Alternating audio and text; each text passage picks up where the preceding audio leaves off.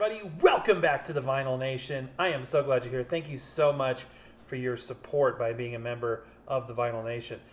Today, we are going to take a look at the Crosley Nomad record player portable. The question is, have my opinions changed a year later? I can't believe I've had this thing for a year, and I've used it quite a bit. We've had it on the show a lot. So has my opinion changed, or do I still feel meh? You're not going to want to miss this.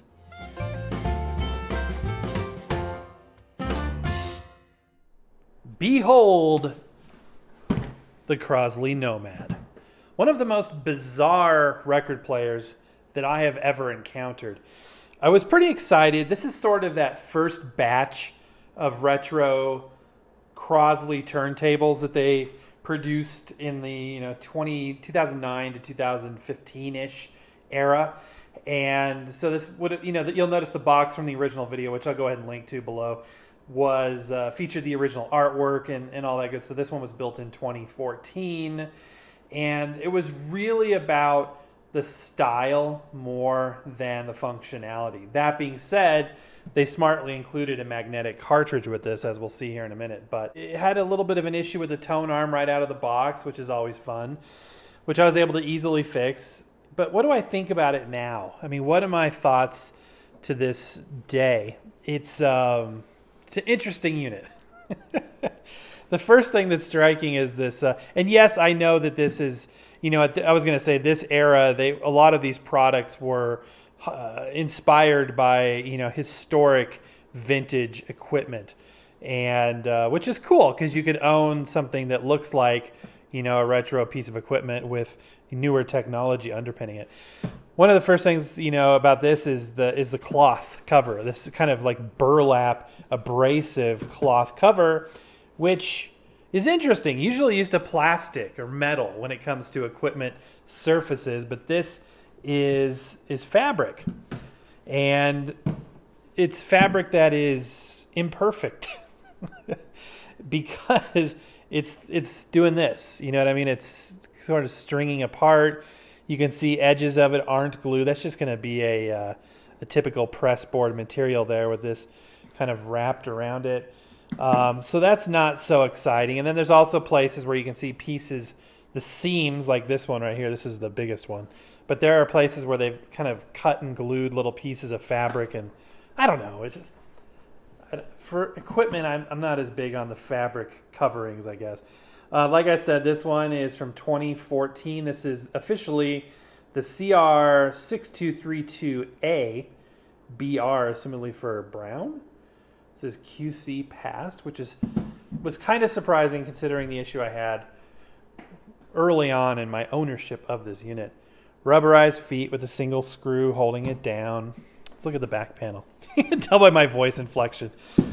Yeah, some stuff I get so excited about on the show, and then some stuff I'm like, and then this, and then that. Let's zoom in a little bit here. So here is the back panel. It is a 12-volt unit. The reason why it's a 12-volt unit is because it has a magnetic cartridge, it has to have that preamp circuit. So a little bit more voltage. The ceramic units typically are 5-volt, so this takes a little bit more. It does have the line output, although I've got mixed feelings on flush-mounted RCA jacks like that. You'll notice they don't really protrude out from the panel that much. So if you have like some super rugged, rubberized RCA jacks, it's possible you won't be able to fit them on. If you use the super cheapo ones with a metal shield, they'll go on probably pretty fine. But I always like it better when they protrude and you can access the full, diameter of those jacks. We also have an aux, that is an aux in.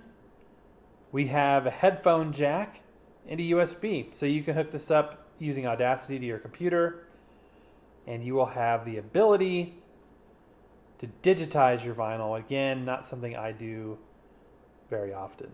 Come to think of it, I very rarely do that. Usually, if I'm backing up vinyl, it's making a tape copy. I just find that more interesting. I know a lot of people copy vinyl or had copied vinyl so that they didn't wear out the record. They would just copy it to tape, play it once, shelf the record, and then just play the tape.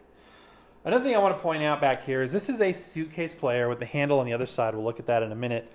But like every suitcase player I think I've ever reviewed, this one does not have feet on the back. It has feet on the bottom so you can lay it flat.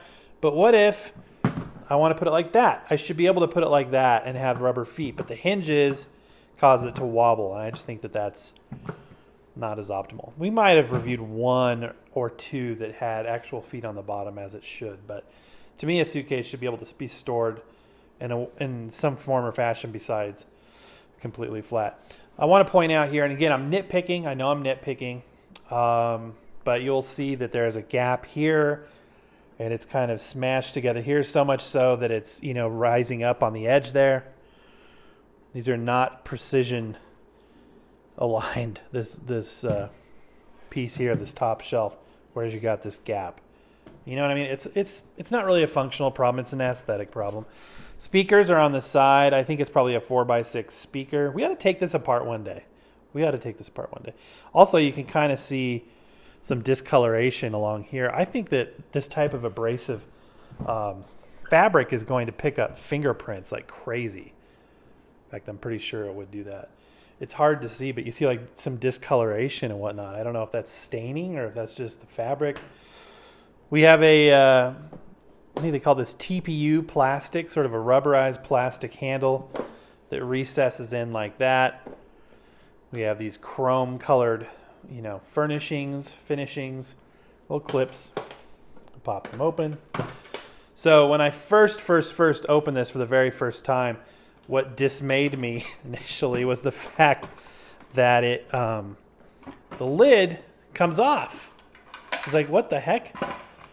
And I was a little bit kind of bummed by that because for some reason at that point in my life, I liked the idea of it staying on. But if you remember, we reviewed a turntable from Crosley that had an issue where this was so far back, the lid was so far back that it was causing instability with the unit and it was tilting back. And that's not good. So I'm totally okay with it disconnecting now. I've kind of grown accustomed to that. But let's have another look at this fabric. So you see this bubble here. You see these seams that are kind of ugly.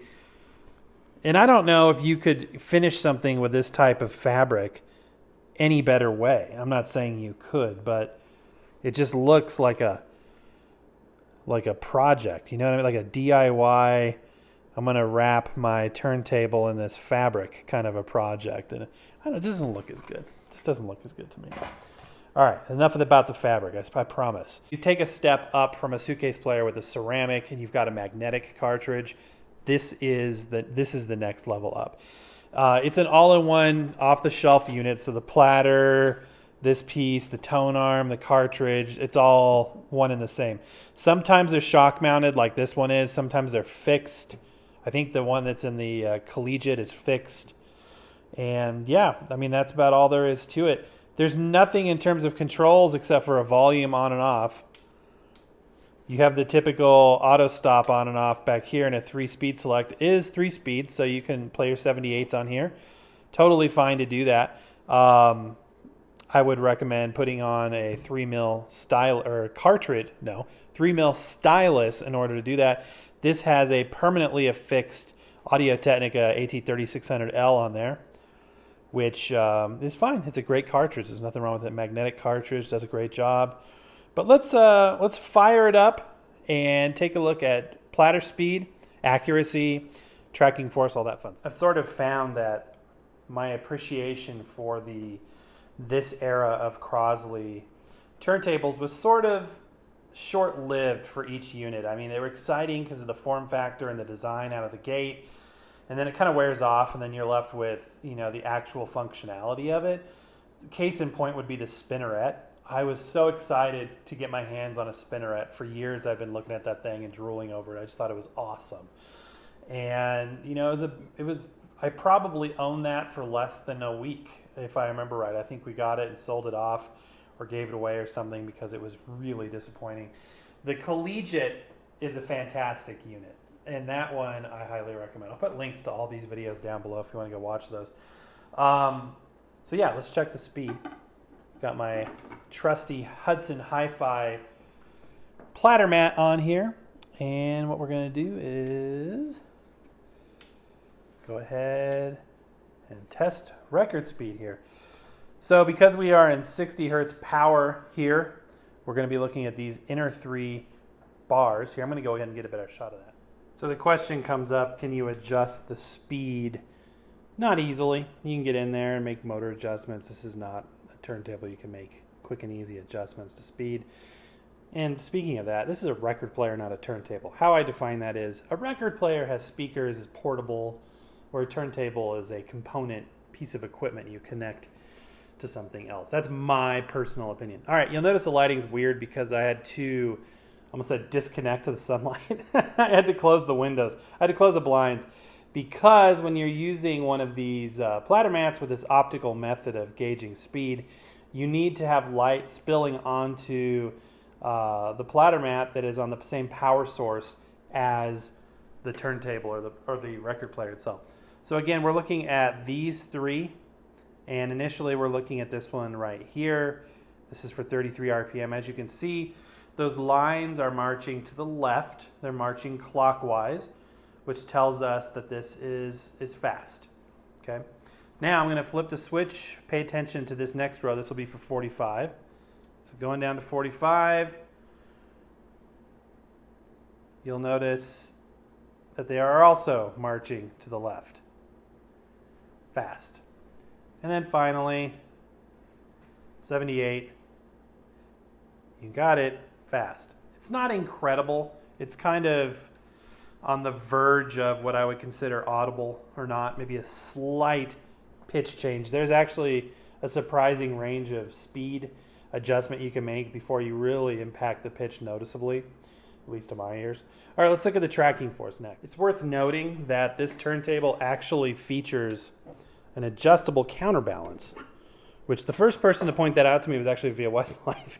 He's like, you can adjust this back here, and that's a good thing. So they don't advertise it as much as they should, that this is an adjustable counterbalance. There's no numbers on it. There's no way to know by looking at it, but obviously you screw it in, you screw it clockwise, and it adds weight to the pressure, and then you back it out.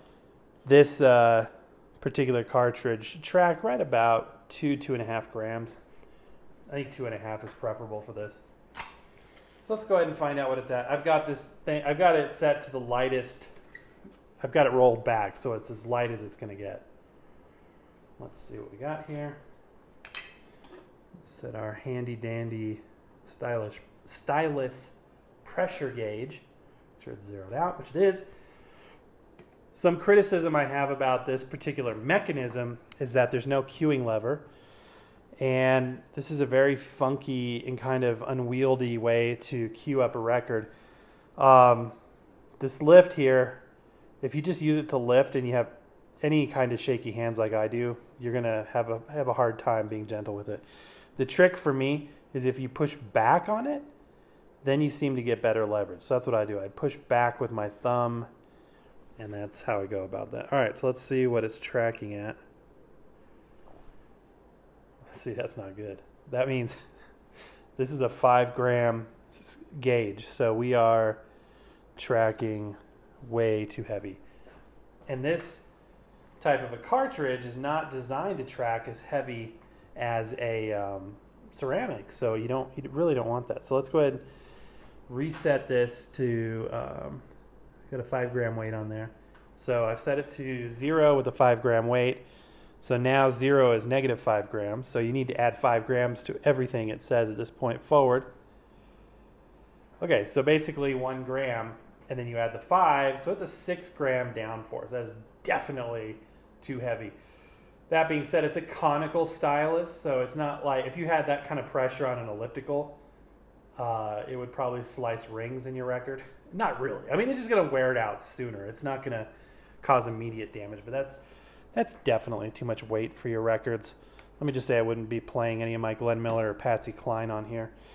And that's a bummer. But if you're looking for something, to play or test out garage sale records or whatnot, then I think it'd be okay. Or for kids, I've never been one to think that it's such a sacred hobby that we have to be so careful But at the same time, you're spending $40 on a record. This probably wouldn't be my first choice to put it on. Let me just say that. And that's an opinion I think that has developed somewhat for me personally over the last 4 years that we've been doing this show. I definitely want to be somebody that's constantly learning, and if my opinions never change, if I never grow in terms of my opinions or my experiences, then that's not good. So the most important part, how does it sound? And this is my number one gripe about this turntable, is it's too quiet. The sound quality from what I've detected so far is not bad, but it is way too quiet for my likes. And I don't listen to my music too terribly loud. My wife might contest that, but I'm not like a person that is like, how loud is it? Is it going to be loud enough? I listen to my music at a reasonable volume, I would say. But this is just noticeably too quiet. By the way, we're using Emil's telegraphic transmission device. They've sent us very graciously a lot of their music. I apologize for putting your record on a turntable that's tracking so heavy, but it is a test record, so that's what we have it here for. Let's give it a sound test.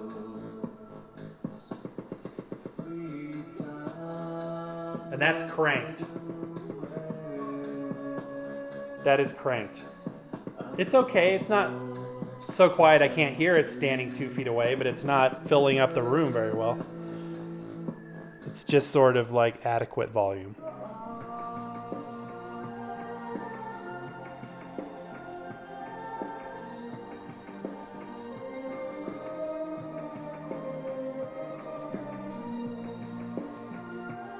Also, it's kind of weird that the stereo speakers are on either side of the case.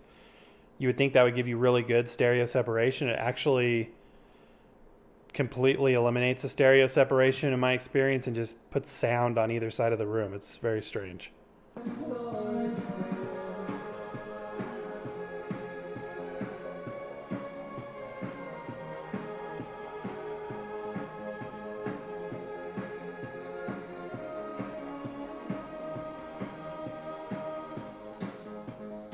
And it's been too quiet out of the gate. It's never been loud. There it is, the Crosley Nomad, no longer available. It's been discontinued. You could probably find it used, in various places, or sometimes Second and Charles or Books A Million will have new old stock of stuff going back as far as this. So if you are just enamored with it and you want to grab one, more power to you. I'm going to go ahead and link down below, though, to a turntable that I would recommend that's in this category, not this one. And I'm not going to tell you what it is. So you have to click on it to find out what is my recommendation. But there you go. 1 year later, what am I going to do with this thing? I don't know. I really don't know. Am I going to hold on to it, or am I going to, find a new home for it? I'm going to run over it with a car. Probably won't do that. Okay, guys, and that's going to do it. So what we're going to do is this. Rather than put a link in the description below for this unit because it's discontinued and you know what I mean? I want to share with you a turntable that I would highly recommend, a portable. So click the link in the description below to see what that is, and let me know down in the comments below if you agree, disagree, or otherwise. But anyway, that's going to do it for now, guys. Happy record hunting. Thank you so much for being a part of the nation. We'll see you next time.